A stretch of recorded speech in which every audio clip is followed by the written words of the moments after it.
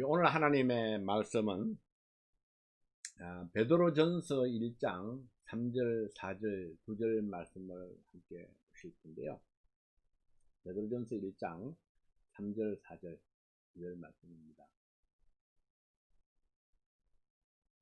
찬송하리로다. 우리 주 예수 그리스도의 아버지 하나님이 그 많으신 긍휼대로 예수 그리스도의 죽은 자 가운데서 부활하심으로 말미암아 우리를 거듭나게 하사 산 소망이 있게 하시며 썩지 않고 더럽지 않고 쇠하지 아니하는 기업을 있게 하시나니 곧 너희를 위하여 하늘에 간직하신 것이라.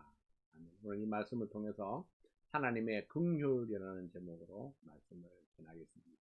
기도하겠습니다. 하나님 아버지 감사합니다. 이 말씀을 축복해 주십시오. 하나님의 긍휼이 우리의 삶 속에 또 어떤 영향을 미쳤는가, 또 하나님의 긍휼로 말미암아 우리가 어떤 큰 은혜와 축복을 받게 되었는가를 다시 한번 생각해보고 하나님 앞에 감사와 찬양을 올려드리는 그런 우리 모든 성도들 될 수 있도록 축복하여 주시옵소서. 종의 입술을 주장해 주십시오. 하나님의 뜻을 담대히 선포할 때에 성령께서 각 사람의 마음을 감동하여 주시옵소서. 예수님 이름으로 기도하옵나이다. 아멘. 이 모든 사람들은 각기 인생관을 가지고 있습니다. 자기 인생의 가치나 목적에 대한 자기 견해를 가리켜서 인생관이라 그렇게 이야기를 하죠. 다른 말로는 우리가 인생 철학이다 그렇게 표현할 수도 있겠습니다. 이 인생관에 따라서 그 사람의 삶을 전반적으로 평가할 수 있을 것입니다. 마찬가지로 국가에 대한 견해를 국가관이라 그렇게 말하죠. 국가관이 정립되어 있지 아니하면은 국민으로서의 정체성에 문제가 생기게 되고 국민의 책임과 의무를 다하기가 어려워집니다. 같은 맥락에서 하나님께 대한 견해를 하나님관이라 그렇게 말할 수 있습니다. 모든 사람들은 그가 그리스도인이든지 그리스도인이 아니든지 간에 나름대로 하나님에 대한 생각을 가지고 있습니다. 하나님에 대해서 어떻게 생각하고 하나님을 어떤 시각으로 보느냐에 따라서 하나님을 향한 자세가 정해지게 되는 것입니다. 그 사람이 알든 모르든 간에 그가 가지고 있는 하나님과는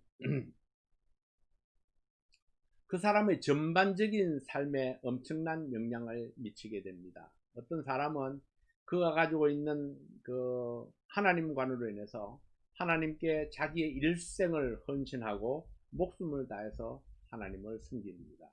반면에 어떤 사람은 그가 가진 하나님관에 따라서 하나님을 대적하고 하나님을 멸시하고 무시하면서 살아가기도 합니다. 같은 믿음을 가지고 거듭난 그리스도인이라 할지라도 각자가 가지고 있는 하나님에 대한 지식에 따라서 이 각자의 신앙의 색깔이 다르다는 것을 알 수 있습니다. 우리가 하나님에 대하여 구체적으로 알 수 있는 유일한 길이 있다면 그것은 하나님의 말씀을 공부하는 것입니다. 그리고 우리가 하나님을 내 하나님으로 섬길 때만이 우리가 하나님에 대해서 구체적으로 잘 알 수 있을 것입니다. 많은 사람들이 하나님에 대해서 오해를 하고 잘못된 하나님관을 가지고 있는 결정적인 이유가 있다면 하나님의 말씀에 대한 해석이 다르기 때문입니다. 그래서 어떤 사람은 하나님을 독선적이라 말하기도 하고 또 어떤 사람은 무서운 심판주 하나님이라 그렇게 말하기도 하고 또 어떤 사람은 오직 이스라엘만의 하나님이다 그렇게 말하기도 합니다. 이러한 견해들은 모두 다 성경을 종합적으로 이해하지 못한 그 결과라고 할 수 있습니다. 오늘 우리가 읽은 이 본문 말씀에서 베드로는 긍휼이 많은 하나님이라 그렇게 소개를 합니다. 하나님은 긍휼이 풍성하신 분입니다. 하나님은 오늘은 우리가 하나님의 긍휼에 대해서 이해할 수 있기를 원합니다. 그리고 하나님의 긍휼이 내 삶의 어떤 모습으로 나타났는가를 살펴보기를 원합니다. 우리가 본문 말씀을 다시 한번 우리가 읽어봅니다. 찬송하리로다. 우리 주 예수 그리스도의 아버지 하나님이 그 많으신 긍휼대로 예수 그리스도의 죽은 자 가운데서 부활하심으로 말미암아 우리를 거듭나게 하사 산 소망이 있게 하시며 썩지 않고 더럽지 않고 쇠하지 아니하는 기업을 잊게 하시나니 곧 너희를 위하여 하늘에 간직하신 것이라. 예, 긍휼, 예, 긍휼이 그 많으신 긍휼대로 이렇게 말씀했는데, 긍휼의 사전적인 정의를 찾아보면은 불쌍히 여김, 이렇게 불쌍히 여기는 마음, 이렇게 표현하고 있습니다. 그러나 성경의 이 긍휼의 성경적인 정의를 찾아본다면은 소망 없는 상태에 있는 죄인들을 향한 하나님의 무조건적인 호의다, 그렇게 정의를 할 수 있겠습니다. 소망 없는 상태에 있는 죄인들, 소망 없는 죄인들을 향해서 하나님의 무조건적인 호의, 어떤 조건도 걸지 않는 그런 무조건적인 호의를 가리켜서 하나님의 긍휼이라 이렇게 표현을 합니다. 본문은 하나님의 풍성하신 긍휼의 결과로 두 가지를 말씀하시고 있습니다. 첫째는 구원관과 연관된 하나님의 긍휼입니다. 둘째는 기업과 연관된 하나님의 긍휼입니다. 이 하늘의 기업과 연관되어 있는, 천국의 기업과 연관되어 있는 그런 하나님의 긍휼입니다. 자, 첫 번째로 구원과 하나님의 긍휼에 대해서 함께 생각을 해봅니다. 구원과 연관되어 있는 하나님의 긍휼. 구원과 하나님의 긍휼은 어떤 관계가 있을까요? 구원받기 위해서 반드시 필요한 것이 있다면 그것은 하나님의 긍휼입니다. 하나님의 긍휼을 알지 못하고 하나님의 긍휼을 만나지 못하면 어떤 사람도 구원받을 수 없기 때문입니다. 우리의 능력으로는 구원에 이를 수 없기 때문입니다.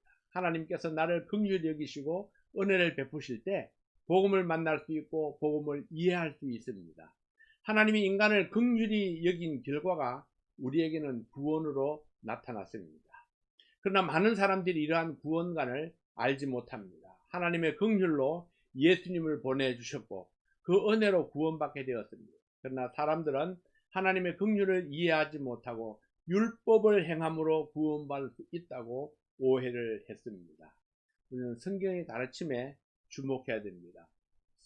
베드로전서 1장 3절 말씀에 보면은 찬송하리로다 우리 주 예수 그리스도의 아버지 하나님이 그 많으신 긍휼대로 예수 그리스도의 죽은 자 가운데서 부활하심으로 말미암아 우리를 거듭나게 하사 산 소망이 있게 하시며, 이 말씀은 우리의 거듭남이 하나님의 많은 긍휼의 결과임을 분명하게 말씀하고 있습니다.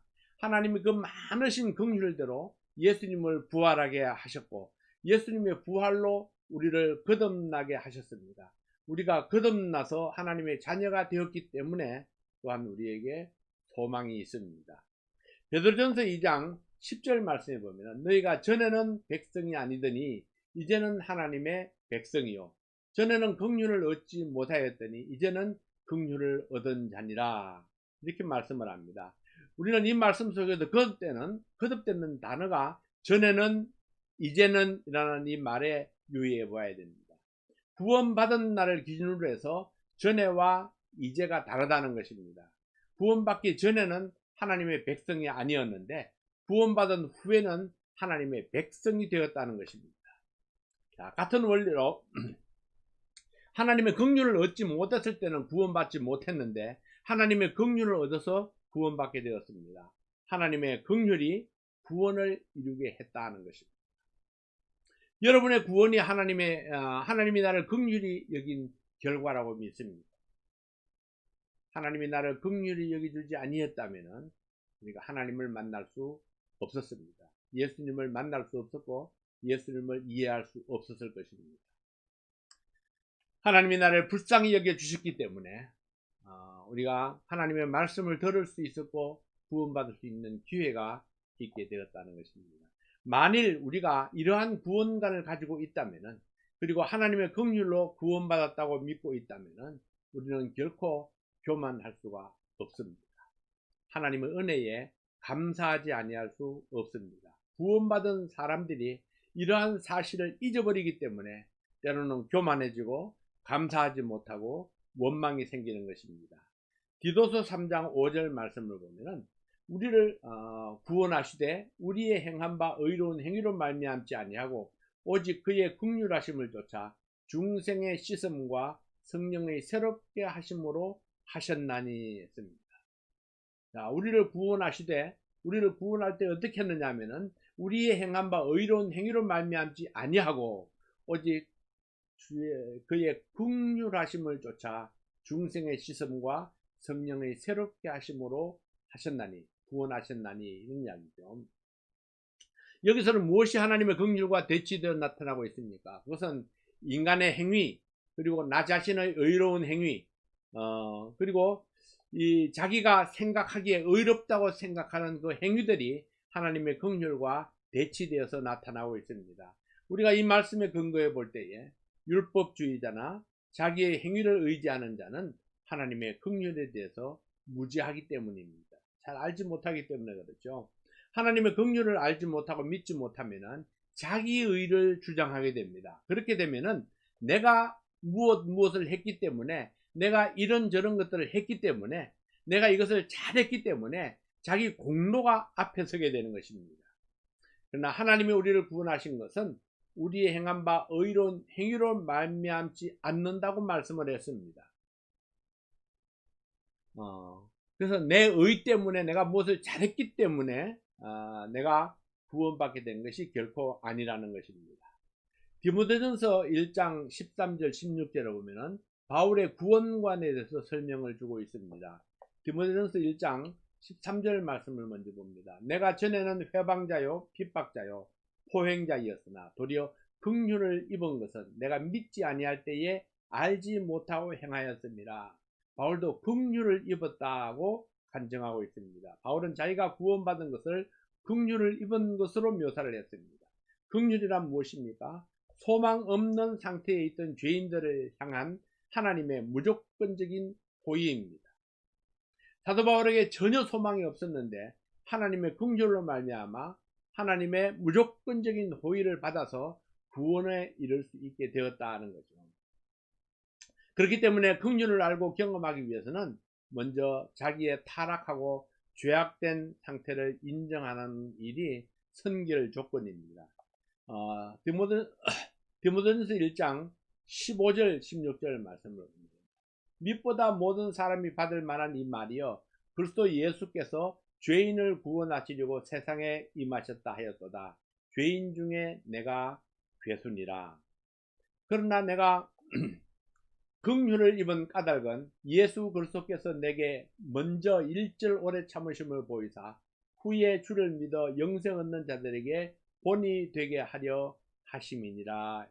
바울은 15절을 말씀에서 자신의 죄인됨을 인정했습니다. 그리고 16절 말씀에서 하나님의 긍휼을 입었다고 말하고 있습니다.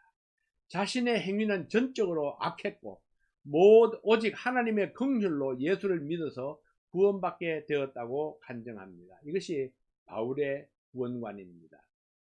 우리의 구원은 하나님이 우리를 긍휼히 여기신 결과입니다.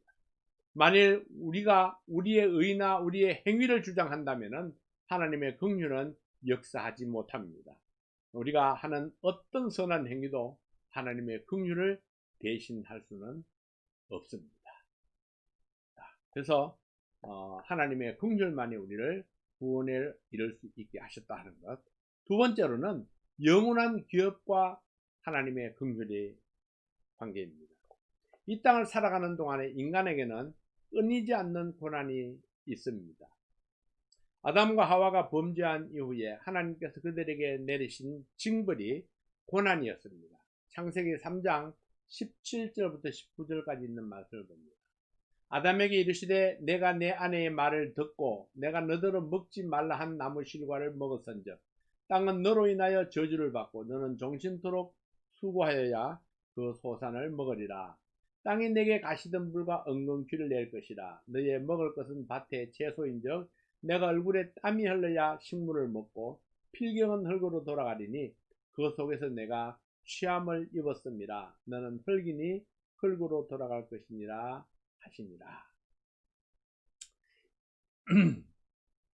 하나님께서 아담에게 형벌을 내린 이후에 고난이 없는 인생이 없었습니다. 이 땅에 기업을 일으키며 이 땅에 이 기업의 소산을 먹으려 하면은 이마에 땀이 흘러야 하고 땀이 흘러도 수고한 대가를 다 먹을 수가 없습니다. 고난의 대가로 얻는 열매가 충분하지 않다는 것입니다. 그래서 우리는 늘 부족하고 늘 실패한다는 그런 생각을 가지게 되는 것입니다. 얼굴에 내가 수고한 만큼 내가 충분히 대가를 받지 못했다고 생각을 하는 거죠. 그러나 그 부족한 것을 채울 수 있는 것이 무엇인가? 그것이 바로 하나님의 긍휼입니다. 하나님께서 축복으로 우리의 필요를 채워주시는 것입니다. 자, 모든 인생은 고난의 연속입니다. 욥기에서는 인생은 고난을 위하여 났나니 불티가 위로 나름 같으니라 했습니다. 이처럼 피해갈 수 없는 것이 인생의 고난이라면 고난을 이기고 견딜 수 있는 방법을 찾아야 할 것입니다. 고난을 이기기 위해서 우리가 할 수 있는 최선은 하나님의 긍휼을 구하는 것입니다. 자, 그래서 우리가 기도할 때에 하나님 나에게 고난이 없게 해주십시오 하는 것보다는 하나님 내가 이 고난을 이길 수 있도록 도와주십시오. 이 고난을 능히 뛰어넘을 수 있는 그런 능력과 그런 은혜를 허락해 주십시오. 이렇게 우리가 기도해야 될 것입니다. 그래서 시편 6편 2절 말씀에 보면은 여호와여 내가 수척하여 싸우니 긍휼히 여기소서. 여호와여 나의 뼈가 떨리오니 나를 고치소서. 고난 중에 하나님 앞에 드리는 기도입니다. 다윗이 범죄함으로 인해서 고난 중에 있을 때에 회개의 시를 썼습니다. 하나님 앞에 기도하면서 여호와여 내가 수척하였으니 긍휼히 여기소서. 하나님의 긍휼을 기대하며 구하며 기도했습니다. 하나님이 나를 긍휼히 여겨 주십시오. 다윗은 고난을 이길 수 있는 비결은 오직 하나님의 긍휼뿐이라고 믿었습니다. 내가 하나님께 지은 죄로 인해서 수척하여지고 어려움을 당할 때에 우리가 하나님께 드릴 수 있는 말씀이 있다면 하나님 나를 긍휼히 여겨 주시옵소서. 이렇게 기도하는 거죠. 시편 9편 13절 말씀에도 보면 여호와여 나를 긍휼히 여기소서. 나를 사망의 문에서 일으키시는 주여 미워하는 자에게 받는 나의 곤고를 보소서 했습니다.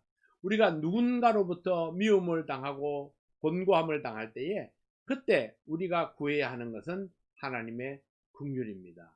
하나님 나를 긍휼히 여기소서. 시편 25편 16절 말씀에 보면은 주여 나는 외롭고 괴롭사오니 내게 돌이켜사 나를 긍휼히 여기소서입니다. 내가 외로울 때에, 내가 괴로울 때에도, 내가 외로울 때에도 괴로울 때에도 내게 돌이켜서 나를 긍휼히 여기소서. 우리에게 필요한 것은 하나님의 긍휼입니다. 내가 어렵고 힘들 때에, 외롭고 괴로울 때에 우리에게 필요한 것은 하나님의 긍휼입니다. 시편 57편 1절 말씀에 보면은 하나님이 나를 긍휼히 여기시고 나를 긍휼히 여기소서. 내 영혼이 주께로 피하되 주의 날개 아래서 이 재앙이 지나기까지 피하리이다 했습니다. 하나님이 나에게 징계를 내리고 고통을 줄 때에 우리가 하나님께 구할 것이 있는데 그것이 바로 하나님의 긍휼입니다. 하나님이 나를 불쌍히 여셔서 나에게 은혜의 축복을 주시는 것만이 유일한 해결책입니다. 그래서 우리 그리스도인이 당하는 고난을 이기는 비결은 하나님의 긍휼은 아주 밀접한 관계를 가지고 있다는 것입니다. 만일 여러분 중에 고난 당하는 사람이 있다면 지금 가장 시급한 것은 고난을 탈출할 수 있는 방법을 찾는 것보다 하나님의 긍휼을 구하며 기도하는 것이 우선되어야 합니다. 내가 어렵고 힘들수록 우리는 더 하나님의 날개 아래로 들어가야 됩니다. 하나님의 보호 아래, 하나님의 말씀 아래로, 하나님의 군의 아래로 들어가야 합니다. 그래서 하나님의 긍휼하심을 입을 때에 우리가 그 모든 고난과 고통에서 건진받을 수 있기 때문에 그러합니다. 하나님의 긍휼을 구할 때에 하나님께서 우리로 견디게 하시고 이길 수 있는 힘과 지혜를 주실 것이기 때문입니다. 하나님의 풍성하신 긍휼 속에서 살 때에 고난 중에서도 감사할 수 있습니다. 베드로는 오늘 본문 말씀을 통해서 이 땅의 기업이 아닌 영원한 기업에 대해서 말씀하셨습니다. 베드로전서 1장 4절 말씀에 보면 썩지 않고 더럽지 않고 퇴하지 아니하는 기업을 있게 하시나니 곧 너희를 위하여 하늘에 간직하신 것이라. 이 하나님의 긍휼을 따라 우리에게 주실 기업은 썩지 아니하고 더럽지 아니하고 쇠하지 아니하는 기업, 영원한 기업이라고 말씀하셨습니다. 이 땅에 있는 것들은 영원한 것이 아무것도 없습니다.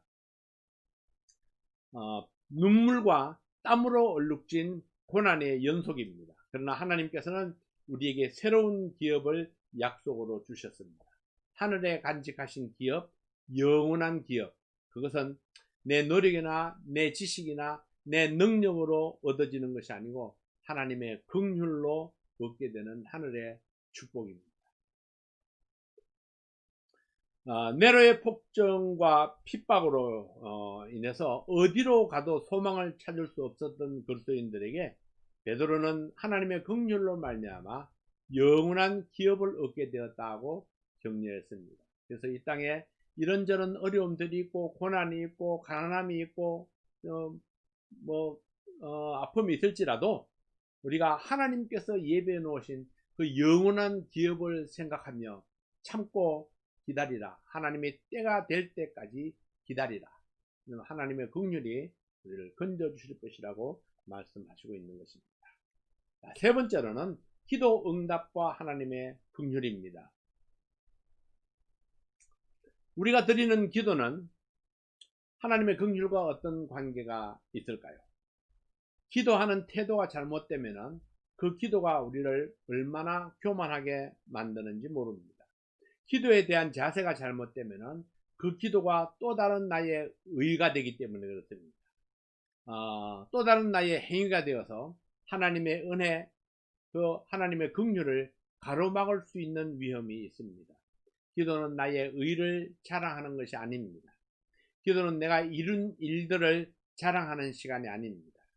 기도는 내가 이룬 일들을 보고하는 시간도 아닙니다. 기도는 하나님의 긍휼을 구하는 것입니다. 누가복음 18장 12절 13절 말씀을 봅니다.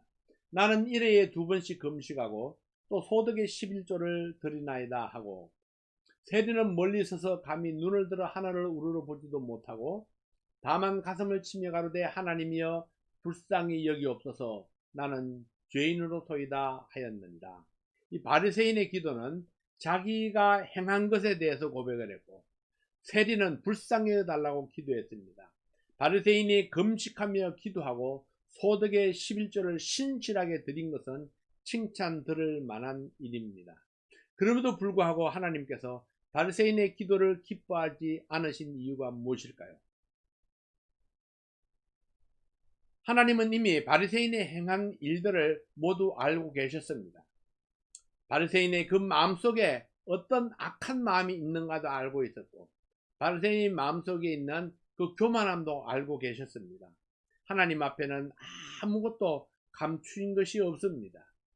바리새인은 자기가 행한 믿음의 행위들을 인정받기를 원했기 때문에 자기 행위를 열거했고 자기의 행위를 주장했습니다.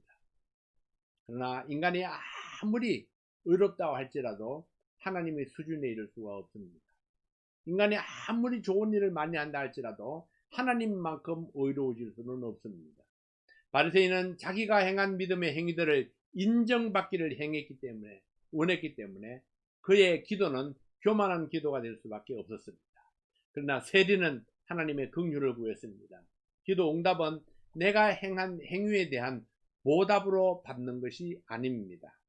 다만 하나님께서 나를 긍휼히 여겨 주시기를 바라며 소원을 드릴 때에 하나님께서 원하시는 시간에 하나님이 원하시는 방법대로 응답해 주시는 것입니다. 그래서 기도 응답은 내가 기도했기 때문에 받는 것이 아닙니다. 내가 기도했을 때에 하나님이 나를 긍휼히 여기셔서 기도 응답이 이루어지는 것입니다. 그러므로 모든 기도 응답은 하나님의 긍휼을 구해야 합니다. 내가 밤을 새워 기도할지라도 하나님의 은혜가 아니면 아무것도 받을 수 없기 때문입니다. 시편 4편 1절 말씀에 보면은 내 의의 하나님이여 내가 부를 때에 응답하소서 곤란 중에 나를 너그럽게 하셨사오니 나를 긍휼히 여기사 나의 기도를 들으소서. 이렇게 나를 긍휼히 여기사 나의 기도를 들으소서. 하나님께서 내 기도를 듣는 것은 하나님이 나를 긍휼히 여겨 주실 때입니다. 시편 27편 7절 말씀에 보면은 여호와여 내가 소리로 부르짖을 때에 들으시고 또한 나를 긍휼히 여기사 응답하소서. 이 말씀도 마찬가지죠. 나를 긍휼히 여기사 응답하소서. 하나님이 나를 긍휼히 여길 때에 우리의 기도에 응답해 주신다는 것입니다. 시편 86편 3절 말씀입니다. 주여 나를 긍휼히 여기소서. 내가 종일 주께 부르짖나이다 했습니다. 긍휼히 여기소서. 하나님께서 긍휼히 여겨 주시라고 그렇게 종일 부르짖었다는 것입니다. 우리가 시편 기자의 간증을 통해서 배울 수 있는 기도와 긍휼의 관계는 무엇입니까? 기도의 응답은 곧 하나님의 긍휼이 원인입니다. 만일 우리가 기도를 하여서 응답을 받았다면 우리는 하나님의 긍휼하심을 입었기 때문입니다. 동시에 우리의 심령에 하나님의 긍휼로 인한 충만함이 있다면 우리는 기도 응답을 받은 것입니다. 사랑하는 성도 여러분, 우리는 성경적인 하나님관을 가져야 합니다. 동시에 우리는 성경적인 구원관을 가져야 합니다. 오늘 말씀에서 중요한 두 단어는 무엇일까요? 긍휼과 소망입니다. 하나님의 긍휼로 얻어지는 우리의 소망입니다. 그래서 우리에게는 소망, 하나님께는 긍휼. 네. 고난이 많은 이 세상에서 기쁨과 감사함으로 살아가는 비결은 하나님의 긍휼을 만나는 것입니다. 하나님의 긍휼하심을 믿고 기도할 때에 우리에겐 항상 소망이 넘칠 수 있습니다. 하나님의 긍휼은 우리의 생명을 구하고 하나님의 긍휼하심은 우리의 기도를 응답하십니다. 하나님의 긍휼하심은 우리에게 소망을 주시기 때문입니다. 어렵고 힘들 때일수록 우리가 하나님의 긍휼을 구하며 기도해야 합니다. 내가 아무리 조심해도 피할 수 없는 것들이 있습니다. 그러나 하나님의 긍휼은 우리에게서 모든 악한 것들을 다 물리칠 수 있습니다. 그리고 우리의 모든 필요를 공급해 줄 수 있는 능력이 있습니다. 그래서 여러분 하나님의 긍휼을 구하시기 바랍니다. 기억하십시오. 오늘 말씀의 중요한 단어는 하나님의 긍휼과 소망입니다. 하나님의 긍휼은 우리의 생명을 구하고 하나님의 긍휼은 우리의 기도에 응답하십니다. 또 하나님의 긍휼은 우리에게 소망을 주시기 때문입니다. 기도하겠습니다. 하나님 아버지, 하나님의 은혜와 사랑을 감사합니다. 하나님의 긍휼로 말미암아 우리가 구원함을 입었고 하나님의 긍휼로 말미암아 오늘도 매일매일 기도 응답을 받으며 하나님의 긍휼로 인해서 오늘도 건강한 하루를 살아올 수 있었습니다. 매일 아침 눈을 뜨며 일어날 때마다 하나님 오늘도 건강하게 일어나게 해주셔서 감사합니다. 오늘도 하나님께서 또 하루를 허락해 주시니 감사합니다. 하나님의 긍휼하심이 오늘도 우리를 지키시고 인도해 주십시오. 우리는 매일매일 이와 같이 기도해야 할 것입니다. 사랑하는 성도 여러분, 하나님의 긍휼로 하나님께서 우리에게 주신 그 소망을 바라보며 오늘도 믿음으로 전진하고 승리하는, 그래서 하나님 앞에 영광을 돌려드리고 기쁨을 올려드리는 저는 우리 모든 성도들 될 수 있도록 축복해 주시옵소서. 아버지 하나님, 또 며칠 동안 살아갈 때에 또 우리 많은 사람들을 만나게 될 때에 하나님의 긍휼하심을 입어서 우리가 건강을 잘 유지해 갈 수 있도록 도와주시고 무엇보다도 우리의 믿음이 더 하나님을 기쁘시게 하고 하나님 가까이 친밀하게 나아가는 그런 저희들 되게 하여 주시옵소서. 예수님 이름으로 간절히 기도하옵나이다. 아멘.